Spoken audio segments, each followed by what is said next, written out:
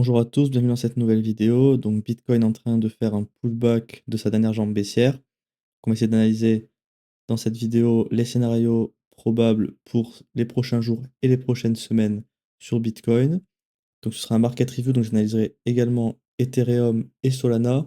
Et à la fin, je ferai l'analyse d'un altcoin qui, on verra s'il peut être intéressant à se positionner ou non. Donc avant de commencer la vidéo, je vous invite à nous suivre sur YouTube et d'activer la cloche des notifications, de liker la vidéo et commenter si vous avez des suggestions pour des prochaines vidéos que je pourrais rajouter ou alors des altcoins que vous aimeriez que j'analyse. Donc on va commencer la vidéo par Bitcoin sur le daily. J'ai déjà fait le weekly mardi en début de semaine. Donc ce qu'on voit sur le daily, c'est qu'on est depuis ce niveau-ci dans un order flow qui est baissier. Donc on cherche uniquement des shorts. Le point de choc futur est à ce niveau-là, donc tant qu'on ne casse pas à ce niveau, on cherche que des shorts, et là on est dans la zone intéressante pour potentiellement chercher des shorts. Alors même si c'est une zone qui a des chances de se retourner étant donné le price action actuel, moi ce ne sera pas une zone qui m'intéresse parce qu'on est dans la zone discount du range et qu'on a beaucoup de FVG à venir retester sur toute la baisse, surtout ces deux ici qui pourraient pour moi attirer le prix et qui sont beaucoup mieux pricés pour faire un pullback dans cette zone de prix. Donc même si on n'est pas obligé d'y venir, je préfère pas trader dans cette zone car pour moi, c'est pas là que j'aurai les meilleures probabilités de réussir à rentrer en position sur Bitcoin. Là, sur Bitcoin, ce qu'on peut voir, c'est qu'on est toujours attiré par cette zone de liquidité. Pour moi, clairement, l'objectif, tant qu'on ne retourne pas l'order flow à la baisse ou la structure swing directement, pour moi, l'objectif, c'est de perpétuer évidemment la structure à la baisse en cassant ce week low pour donc s'étendre au moins jusqu'à la liquidité d'ici dans la prochaine structure. En tout cas, c'est la target que j'aurai actuellement. C'est vraiment de venir chercher cette zone de liquidité où il y a vraiment un gros cluster de sell stop sur le prix. Donc à voir si on aura des cascades de liquidation avec des grosses mèches ou pas sur ce niveau. C'est quand même le niveau le plus important qu'on a eu depuis un moment qui pourrait être retesté. Car c'est, je vais vous montrer, c'est surtout en fait notre... ici, je vais vous montrer. Alors, en fait, c'est notre strong low en mensuel. La structure mensuelle, elle, est toujours haussière. Et ici, c'est notre strong low, donc ce qui serait pardon, hyper bullish sur Bitcoin pour le long terme, du coup, parce qu'on est vraiment en mensuel, ce serait de venir mêcher ici, mais simplement une mèche, en clôturant toujours au-dessus de ce strong low. Et là, en fait, on aurait tout pour repartir à la hausse et perpétuer la structure, donc à la hausse sur le mensuel. Évidemment, c'est du mensuel, donc avant que tout ça se passe, il va se passer beaucoup de temps et il peut tout se passer surtout sur le weekly ou même sur le daily. Étant donné qu'aussi ça peut être des time frames en fait qui vont anticiper ce qui pourrait se passer sur le weekly ou même le mensuel. Donc sur Bitcoin, je vais passer sur le H4. Donc sur le H4 en pouvoir envers, c'est notre supply en daily. Donc le H4, c'est la même structure, donc on n'est pas très bien pricé à ce niveau-là. Par contre, sur le H4, ça a pas mal changé depuis la dernière fois. On a ici accompli le scénario que j'avais tracé sur le H4, comme ceci. On a bien rebondi dans cette demande ici. Ensuite, ce qu'on peut voir, c'est qu'on est toujours dans un order flow haussier. Alors, on aurait pu potentiellement chercher des longues ici, sauf qu'en fait, on aurait un order flow qui se retournerait à la baisse à la cassure de ce niveau-là. Donc, on chercherait ensuite uniquement des shorts et donc ce serait plus intéressant de chercher des longues. Donc, sur le H4, pour le moment, il n'y a rien à faire. Donc, on patiente. Potentiellement, ça peut être une zone pour chercher des shorts sur le daily, comme j'ai vu. Là, on peut voir déjà qu'on a eu un sub de liquidité. Donc, à voir si ça va entraîner un choc baissier par la suite. Donc, sur le M15, qu'est-ce qui s'est passé? Donc, on a retourné cette structure baissière à la hausse ici. Et ensuite, on l'a perpétuée. Voilà, comme ceci. Donc là, alors pas comme ça. Voilà, ça c'est notre structure en M15.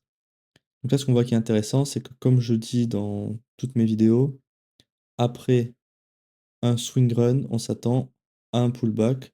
Donc là, on aura potentiellement le point de choc baissier qui ensuite nous indiquera qu'on peut chercher des longues, des shorts, pardon. Moi, surtout, ce que je vois qui est vraiment intéressant là, c'est qu'on a vraiment une zone qui peut être intéressante à trader parce qu'on a beaucoup de FVG ici à venir retester, potentiellement un pullback à venir chercher. Donc là, ce qui est intéressant, c'est d'attendre un choc baissier pour ensuite se positionner sur un pullback potentiellement, étant donné qu'en plus, on a eu ici un sub de liquidité de notre weak high. ça peut vraiment être annonciateur du début du pullback. On peut voir qu'on va limite, choquer à la baisse dans cette vidéo. Donc on regardera ça plus tard, mais ça peut être vraiment une zone très intéressante sur Bitcoin. On va continuer la vidéo avec l'analyse d'Ethereum. Ethereum, pour moi, ça n'a pas du tout changé par rapport à mardi. Structure baissière, order flow baissier, aucun point à short. Donc sur le daily, clairement, il n'y a rien à faire. On patiente avec potentiellement un retournement de l'order flow à la hausse ou alors des futurs points intéressants pour shorter le prix. Mais pour moi, il n'y a rien d'intéressant. On n'a aucun VG compris entre le week low et ici notre point de choc futur. Donc clairement, pour moi, ça ne m'intéresse pas. Il n'y a vraiment rien à faire sur le daily. Donc on va continuer directement avec le H4. Donc sur le H4, là ça devient très intéressant pour voir que pareil que sur Bitcoin, on a rebondi dans notre demande ici pour aller super notre strong high à ce niveau-là. Moi là je vois deux scénarios, enfin je vois deux scénarios possibles. Soit on fait toute cette jambe pour retourner la structure à la hausse avec un bon momentum quand même. Soit en fait clairement là le scénario le plus probable c'est qu'on se retourne à la baisse avec l'order flow baissier. Étant donné qu'on a sup notre strong high ici, on est revenu dans l'extrême pullback, dans l'extrême zone du pullback de cette structure. Donc clairement, pour moi, le scénario à privilégier, ce serait ici, cassure de l'order flow pour retourner à la baisse. Et ensuite, sur un pullback, chercher potentiellement des shorts sur un POI pour perpétuer au moins la structure à la baisse ou au moins revenir vers les lows ici potentiels. On n'a pas trop de FVG, on a un petit ici qui a été laissé. Évidemment, on a celui-là qui est laissé pour le moment, hein, qui va sûrement être testé prochainement par le prix. Surtout si on vient faire un order flow baissier sur Ethereum. Donc moi, c'est le scénario que je privilégierais sur Ethereum, c'est d'attendre le retournement de l'order flow. De toute façon, pour le moment, on peut voir que même si on est dans un order flow haussier, en fait, on a un POI ici, sauf qu'en fait, si on vient ici, l'order flow se retournera à la baisse, donc ce serait plus du tout intéressant de chercher des longues. Donc c'est pas du tout une zone qui nous intéresse sur Ethereum. Maintenant, on va finir sur le M15 sur ETH. Alors, on va supprimer tout ça. La structure similaire à Bitcoin, comme ceci. Donc, ici, on a eu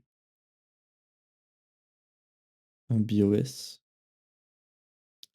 Ça, c'est notre dernier. Ouais. Ici, c'est alors, notre dernier BOS interne dans la structure.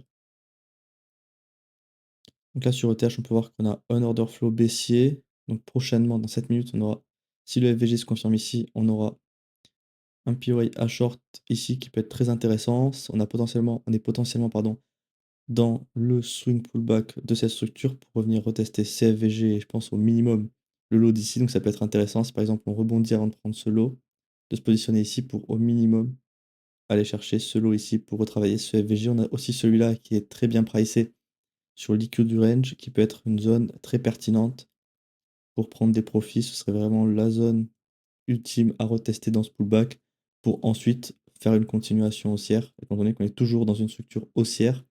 C'est ce qu'on prévoit pour la finalité donc, de cette structure. Donc c'est tout pour l'analyse d'Ethereum.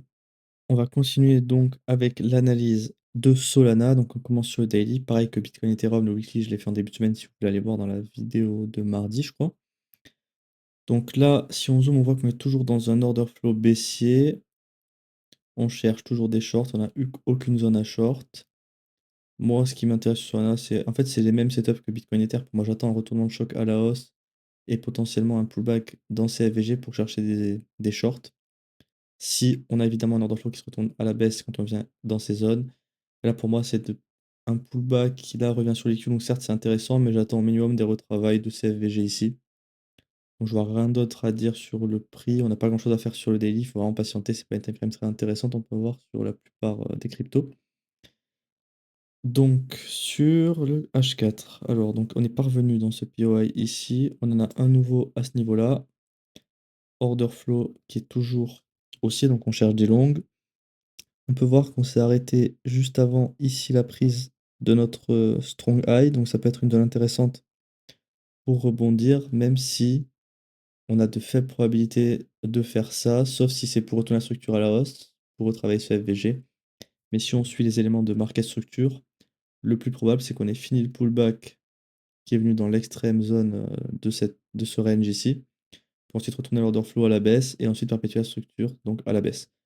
Mais moi, j'exclus pas le scénario qu'on peut venir retravailler ce FVG, prendre la liquidité de toute cette zone ici, et donc rebondir ici, dans cette demande, pour au moins venir dans ces niveaux-là.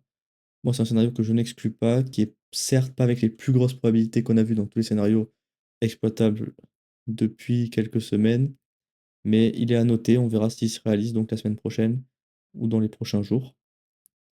Donc c'est tout pour l'analyse de Solana, il n'y a pas grand-chose à dire. Globalement, c'est assez similaire en plus à Bitcoin et Ether, donc on attend à peu près les mêmes setups. De toute façon, en ce moment, toutes les cryptos sont corrélées à Bitcoin. Si Bitcoin monte, les cryptos montent en général. Et si Bitcoin baisse, elles vont également baisser de leur côté. Donc il vaut mieux patienter, s'occuper de Bitcoin et voir s'il n'y a pas des positions à prendre sur Bitcoin pour avoir des trades sur un peu l'ensemble du marché, hein, parce que si vous prenez un trade sur Solana, peut-être qu'il aura un beau modèle d'entrée.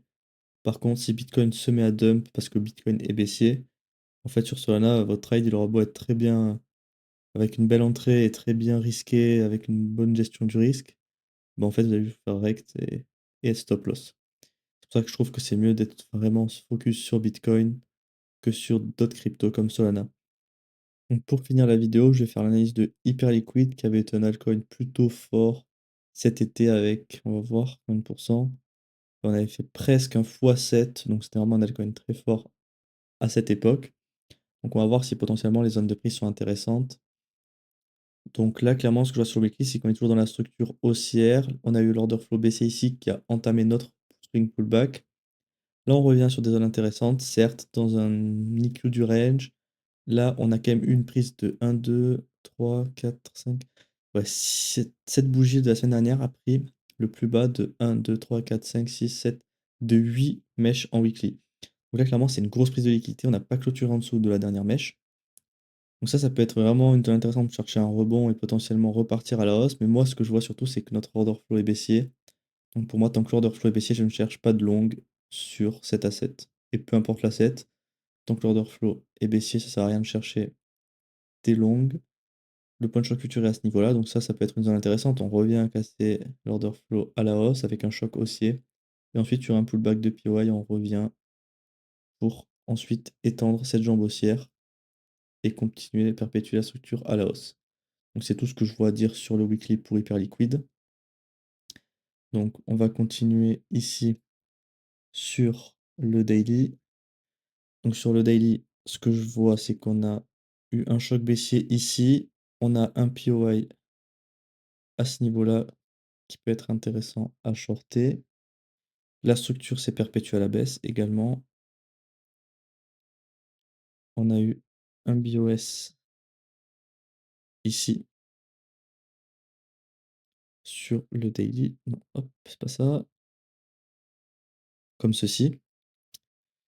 Donc clairement, ça c'est une zone intéressante qui en plus est bien pricée dans l'IQ du range pour chercher des shorts ici et perpétuer la structure à la baisse. Ça c'est une zone qui peut être intéressante, en tout cas avec de fortes probabilités, évidemment à confirmer avec d'autres time frames, mais on a l'order flow, des éléments de structure intéressants, un POI, aucun FVG laissé également dans la zone discount du range. Pour moi, ça augmente les probabilités que ce scénario se réalise, étant donné qu'on n'a aucune zone à revenir retester ici. Donc ça peut vraiment être un trade high probability de vendre de l'hyperliquide dans cette zone. Donc c'est tout pour l'analyse d'hyperliquide, je vois rien d'autre d'intéressant à dire pour le moment. On refera un point dans plusieurs jours ou plusieurs semaines si ça vous intéresse. Mais pour le moment, c'est tout ce que j'ai à dire sur cette crypto.